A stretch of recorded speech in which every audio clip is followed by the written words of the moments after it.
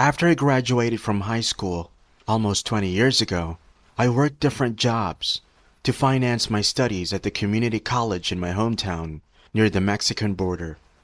One of the jobs was at a local gas station where I usually worked night shifts. Musa also worked at the gas station. He worked the afternoon shift from 12 p.m. to 8 p.m. I usually took over his shift. One day he asked me whether I can change shifts with him the next day. The next day was a Friday. I agreed. And Friday at 8, he then took over my shift. The same happened the week after. I did not mind, and it seemed that he had some really important thing to take care of during Friday afternoon. However, when I asked him the following week whether he would like to switch shifts, he declined. I did not suspect anything and just went along with my own schedule. The following week, Musa took me on the side and explained to me that our supervisor made trouble for him because he switched shifts with me. If he wanted to keep his job, Musa had to comply with the supervisor's instructions and had to work Fridays during the day. The next few weeks, whenever I met Musa, he seemed unhappy and was quiet. Then, one Thursday, he told me that he will quit his job because he had to work Fridays and was not able to attend his prayer. I was shocked. Musa wanted to quit his job because he could not attend a prayer? So why don't you go pray another day? I asked him. That's not possible, he explained to me. I did not understand. He must have noticed my puzzled look and then told me a story and how attending Friday prayer and congregation is an extremely important part of being a Muslim. Muslim? I didn't know you were Muslim. Musa just smiled. We say goodbye, and that was the last time I saw Musa for a long time. The fact that Musa quit his job to be able to attend his prayer on Friday made me think and reflect a lot. My family was quite religious. I mean, we didn't go to church every Sunday, but my mom often recited small prayers. My family was Catholic. My parents came to the U.S. a long time ago. I was born in Chicago, and after some time, my parents decided to move closer to their old home. That is why we moved to the border to Mexico. We celebrated Christmas, but I've never seen my parents read the Bible. So actually, religion did not play a big role in our life. For Musa, his religion seemed so important. That made me reflect and ponder, how can something be more important than to have a job that helps you pay your bills? I wanted to know more about Musa's religion. But almost 20 years ago, it was not easy to find information about Islam in my town.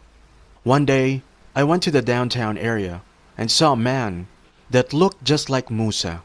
I approached him and greeted him before I recognized that it was not him. Sorry bro, I said to him. I thought you were my old friend Musa. The guy smiled and said, I know a guy named Musa. Musa, the Muslim? I quickly asked. The guy started laughing. Yes, Musa, the Muslim. He asked me how I know Musa and why I know that he's Muslim. Are you Muslim? He asked. I denied and told him the whole Friday story. He asked me whether I would like to sit down for tea and continue our talk.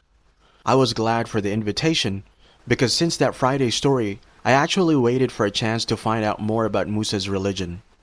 Over the next months, Omar told me everything I wanted to know about Islam. He became my best friend and teacher. One fine Friday, Omar just invited me to join the Friday prayer. I told him that I am not a Muslim. He just smiled and said, not yet. I joined him. I listened to the talk and imitated the prayer positions. After it was all finished, I looked at Omar. I felt very nervous. It was almost as if I had butterflies in my stomach. I said, I'm ready. Then let's start. Everybody's waiting. Omar accompanied me to the front of the prayer room, where the Imam waited. I sat down and repeated the words after him. My Shahada, my profession of faith. Many Fridays have passed since that special Friday, and wherever I work, I made sure that Friday is my day off from work. I don't make any compromises on my Fridays. That's what I learned from my friend Musa, the Muslim. O Sagrado Alcorão é a palavra literal de Deus, que é o único Deus. Ele revelou o sagrado Alcorão, por meio do anjo Gabriel ao longo de 25 anos, a seu profeta Maomé, que a paz esteja com ele, que viveu no século VII entre 571 e 634 no Oriente Médio, 500 anos após o profeta Jesus, que a paz esteja com ele. Todo louvor é para Deus, que é o Rei de todos os que reivindicar soberania, o único que tem o direito de legislar por suas criaturas. Ele é o doador da vida, ele é a causa da morte, enquanto a morte não tem efeito sobre ele, porque ele está sempre vivo, autossubsistindo, o eterno e o único absoluto. Todo o louvor é para Deus.